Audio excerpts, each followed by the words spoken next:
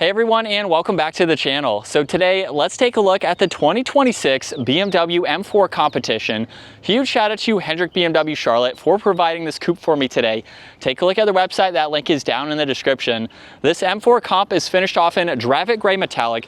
MSRP is right at $100,000. Now this is powered by the 3-liter twin-turbo inline-6. It's paired to the 8-speed automatic, and it pumps out 523 horsepower, 479 pound-feet of torque. That power sent through the xDrive all-wheel drive system, propelling this 3,800-pound coupe from 0 to 60 in as quick as 2.8 seconds. It has a top speed of 174 miles an hour. It also has a fuel capacity of 15.6 gallons. You'll expect to see 16 miles per gallon in the city and 23 out on the highway. This also has a wheelbase of 112.5 inches. Its overall length is 189.1. It has a width of 74.3, a height of 54.9, and its ground clearance measures in at 4.7 inches. Now, as we move on to the exterior styling for this model, this is very nicely spec'd. You'll notice up front, there's a lot of gloss black accents. There's also a forward-facing camera, tons of cutouts to provide cooling to all the components up front. There's also parking sensors, a sensor for distance pacing, and then there's gloss black accents on both sides of the lower section of the bumper, along with this having LEDs for all the lighting with a nice dark housing to them. And hopefully the camera can pick off this metallic color out in the sun. It is definitely a great color option for this model. There's also some really nice lines that come down the hood too, going off the top of the kidney grille, just to blend that in a little bit nicer. Now this model also has a solid gloss black set of wheels and the blue M Sport brake calipers. You'll notice there's more gloss black for the lower side skirt. It's also on the M4 Comp badge just behind that tire. You have power folding side mirrors with the camera and the turn signal, more gloss black for all the window trim, and then this competition model has the carbon fiber roof too. And then you'll notice some really nice subtle lines that run down the side. Now in back, there's a gloss black trunk mounted spoiler. You'll notice the backup camera is within the BMW badge. There's also the laser light and fiber bundles for those LEDs in back. You also have all the parking sensors and then that quad tip dual exhaust with some more gloss black accents. And then to gain access to the cargo space, you can use the button on the key fob or the one up underneath where this does have the power trunk. And you have a good bit of space for this coupe. You'll notice on the left and the right, you do have some storage bins. There's nothing underneath the floor. And then you do have the option of folding down these back seats. So that way you can get in a little bit more interior space depending on the items that you have. Now there's also 2 buttons up top. So you can just close that trunk or you can lock the vehicle at the same time. And then if you do lock it, just grab either door handle and it will unlock. Now this model has a really nice interior. You'll notice all of the brushed aluminum accents as well, along with this silver stone color. There's all of your window controls, memory seating adjustments, you get storage along with the trunk release there, and then window controls too. And then a very nice design for these seats. There's Alcantara and the 2-tone design for the leather. They are automatic with the 1 manual adjustment for the leg support. You also have a combination of a manual and then automatic to move those seats out of the way for your back seat passengers. Now you are not buying this to be a full 4-seater all of the time. But at 5'10", it's not all that bad. As you can tell, plenty of storage or foot space at the moment. You have vents in the middle, and then I'm just barely touching the headliner. So if you are any shorter than me, it's going to be pretty comfortable. We have a large window, we have some very nice materials with all of the leather, and then you do get a little bit of storage down below too, and you can also fold down this middle seat.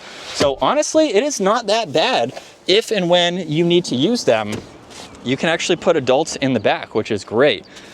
Now up front, we have the flat bottom design for this leather steering wheel with the red stripe up top, along with all the carbon fiber accents too. But let's start this up and take a listen to how this sounds.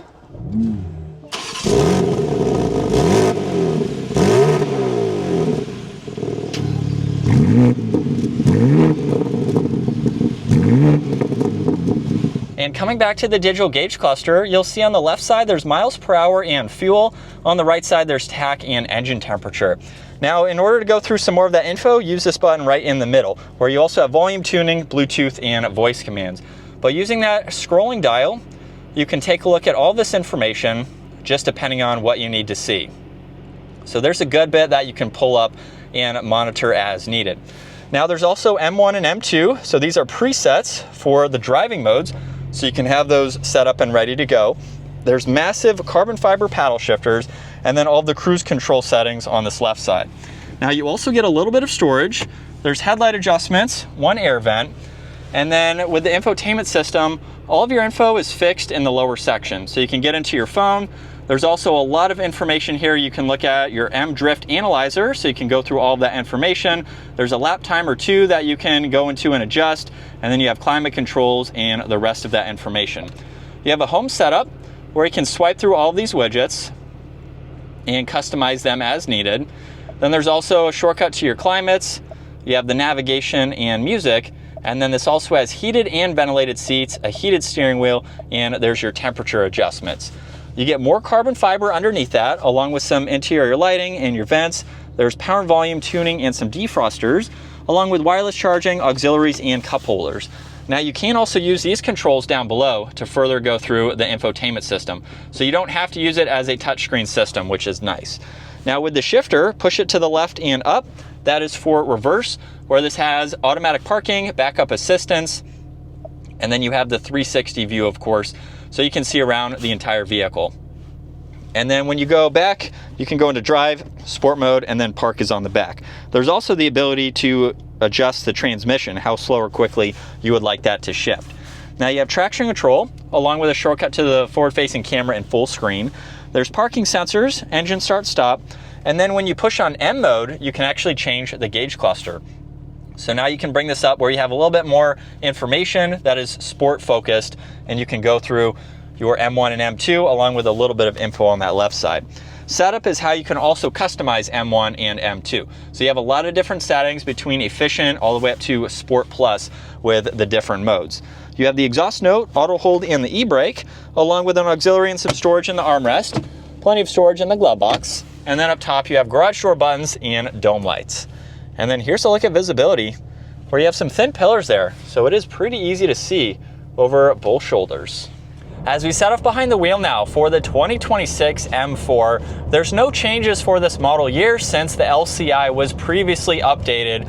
We have the same vehicle as the last model, of course, but we have a very nice spec for this. So I get to review a lot of the M4 models, and it's really cool to showcase the several options that you can get with these models, just depending on your budget, what you're going to use, the tech features that you like, and things like that. So this is a very well-spec'd model for the price.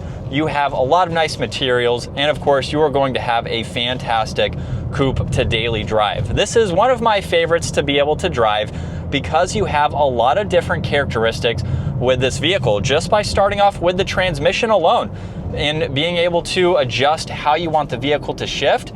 It's going to do that regardless of you using the paddle shifters or you're just driving in the automatic mode. So even just by letting the car do the driving, you have a lot of different ways that you can drive this. So this is all the way up, where it's going to shift a lot more aggressively than if you tone it all the way down. So if you're just maybe stuck in traffic or you're doing some more daily driving type of driving, you can have the transmission adapt to what's going to make you the most comfortable, because you can go all the way up into the aggressive shifts where it might get a little bit annoying depending on your driving style.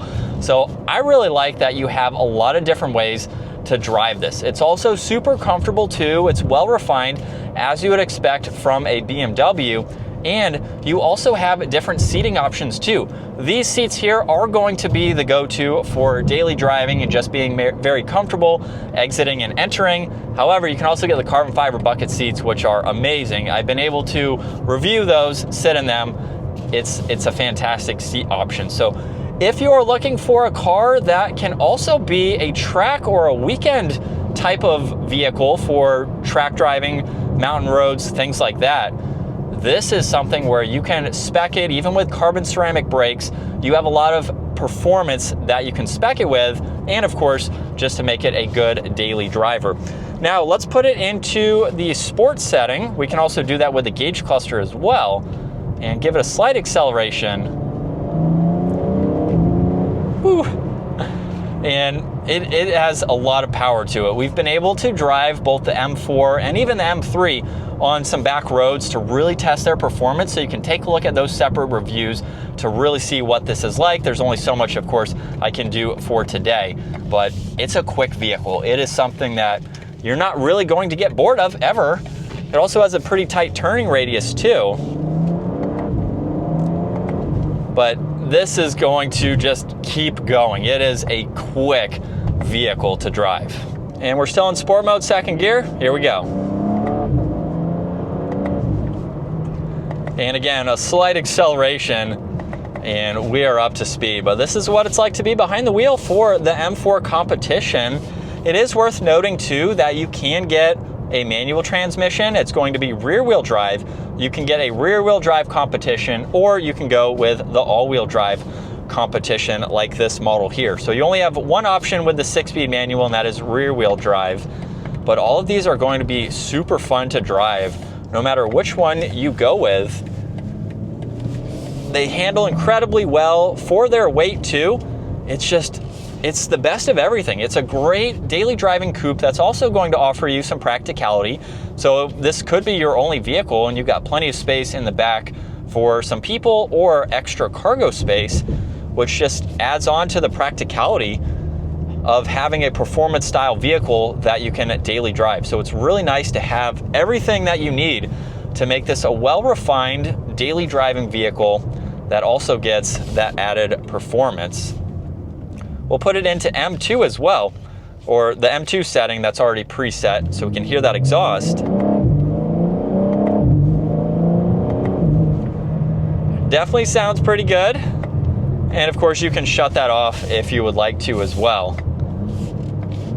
But it's a fun vehicle to drive regardless of the manual or the automatic. I've been able to drive both, and honestly I am a manual type of person. But with the paddles and how quick this vehicle is, it is nice to focus a little bit more on driving and have the paddles to use them, but it is also fun to row through the gears yourself. So you have a lot of different options depending on how you want to drive and what you are looking to do. So let's do a quick U-ey here. We should have enough room.